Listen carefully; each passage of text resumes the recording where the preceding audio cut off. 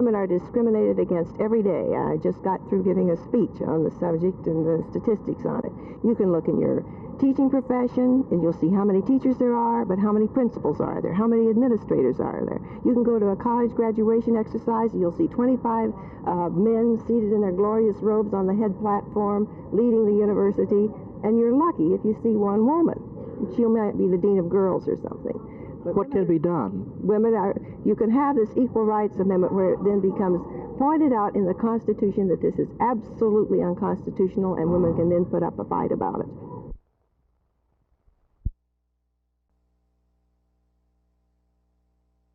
With your help, a beautiful, clean Dallas is as simple as A, B, C, D.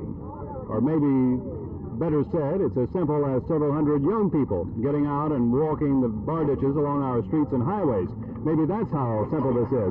This particular group at White Rock Lake, I understand, was organized by Mrs. Betty Svoboda. How many young people do you have working today? We haven't had a registration on it, but I think we have probably 80 or 90 out here. But they're all over town. This is just our nucleus group here. How often do you try to do this? Well, this is our first time, but we hope to continue it. Maybe every 2 months or something like that. I'd like to talk to some of these young people if I can, very quickly. Let me talk to you. What is your name? Gary Jordan. Gary, why are you out here? I think that America should be cleaned up, and I don't like the way it looks right now, and I joined an ecology club at Hillcrest, and I think that we need to clean up America. All right, they said it. It's as easy as A, B, C, D, but it's also as easy as E, F, G, and right on through Z, because there is someone whose name starts with every letter of the alphabet, and I think therein lies our problem. This is Jim Mitchell, Channel 8 News on the Move at White Rock Lake.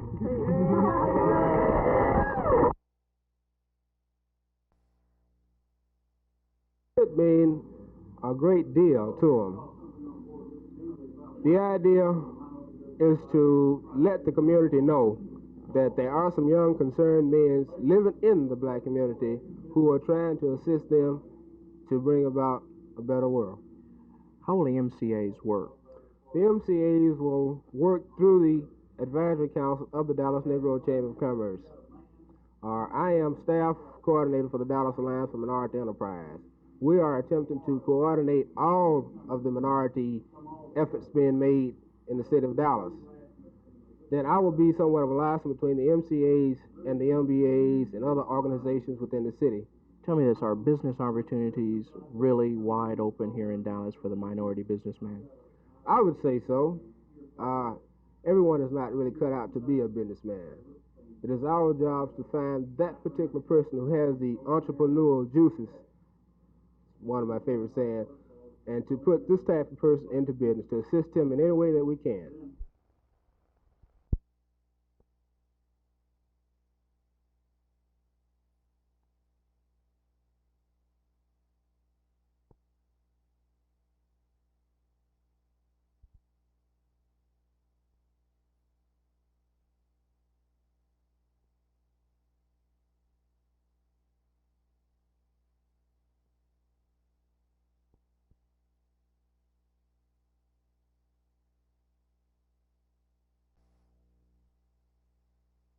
This is part of a realignment program that was announced in 1968 when the company took a $56 million loss to realign its facilities in view of the changing pattern of the livestock industry and so forth. Do you know of any other plants that will be closed?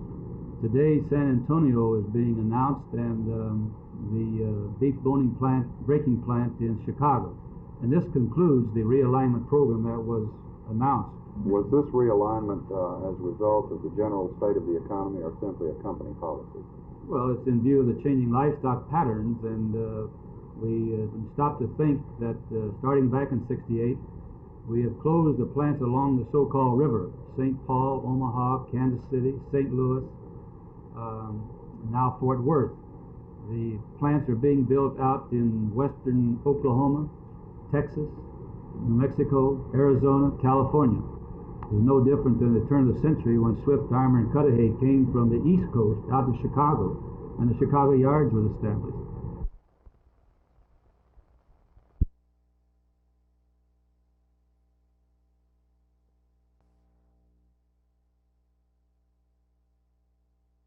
the second paragraph of your statement deals with the conversion of Texas Instruments to a stable, non-defense-oriented company, as your statement puts it.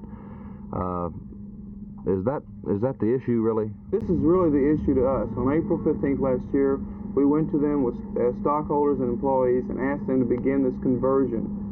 This would be necessary if for layoffs not to have to occur in the future. They told us, sorry, no thank you, we're going to do it the way we want to do it. And so I think they're responsible for it. This is what the board of directors told us. You also say you're taking down your pickets today as of noon. Do you really honestly believe that your group's action resulted in if it was the decision not to lay off people, and that you have any power toward the company policy? After we started leafleting at Wednesday at 4 p.m. until 10 p.m. that night, we left that office. We had two lines ringing constantly. The International Union of Electrical Workers had two different phones, two different switchboards, lines ringing constantly from employees calling them, and are still ringing when I walked up here. The employees out there are upset. People that are in the regular Dallas community have called us, and they know what the effect is going to be if these people are laid off.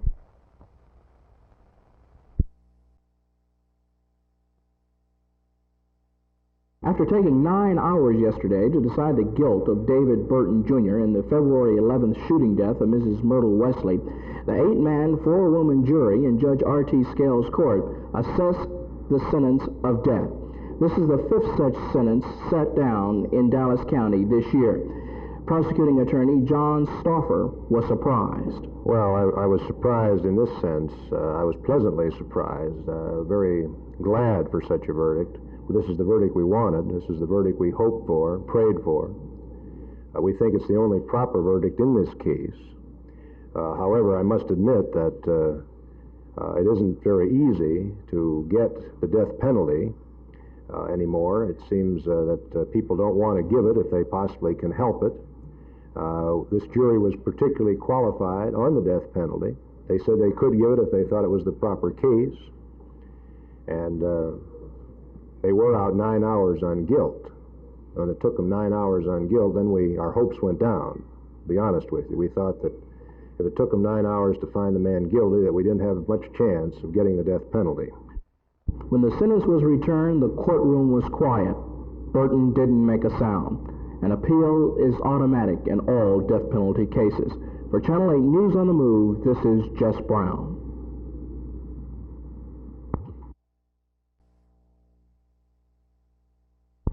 We stand ready to respond with additional aircraft carrier presence over there if the situation demands it, as it appeared to a few days ago when, in a matter of a very short time, the John F. Kennedy was sent over there, adding a third carrier.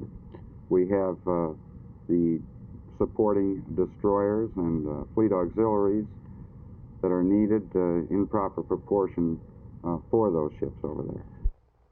Admiral, let's talk about another potential trouble spot, and that would be the Cuban submarine base or alleged submarine bases. Are we prepared to do anything about that? I can't give you an answer on that. I'm sorry. I feel that the Office of the Secretary of Defense has said all that needs to be said on that subject, and I'm not real knowledgeable on it.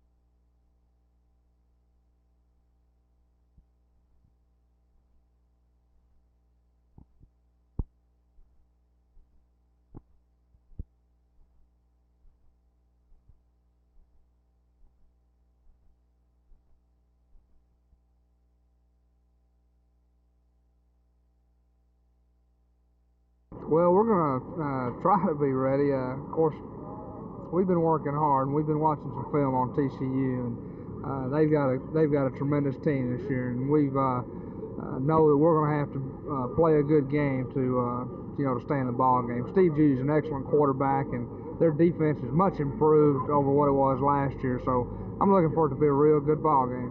Chuck, they have a sophomore secondary, and they'll probably play a lot of man-to-man. Are you ready for that? I think we are. Like Bill said, we've seen a lot of films on them, and we've worked pretty hard on it. We had a real good week of practices, I think. We had a lot of enthusiasm, and I think everyone's really looking forward to the first conference game. What do you do to get your team up for a game like TCU that's been beaten by your teams 11 games in a row? Well, this team hasn't been beaten by TCU hasn't been beaten by this team. Every team is a different team, and this is a different game, a different year, and different circumstances. You don't look at a winning streak then? No, I have no stock in them and have not mentioned it to the team in any shape, form, or fashion. We have something like 11-game winning streak, 11 or 12-game winning streak going on them. And to be truthful, I'd hate to be the one to break it. I'd like to go another 13 games straight.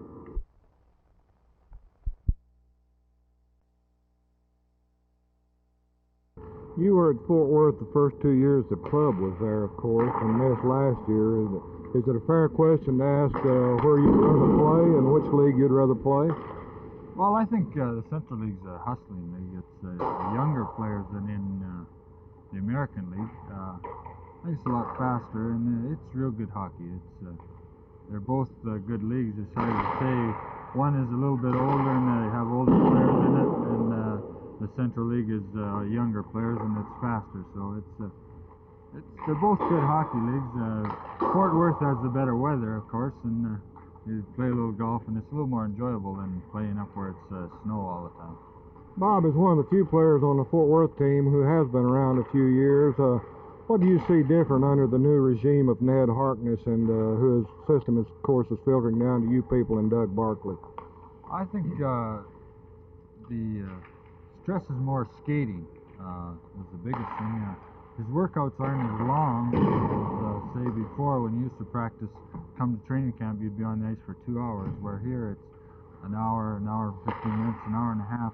But you're moving all the time, you're skating continually. Between drills, you're skating all the time.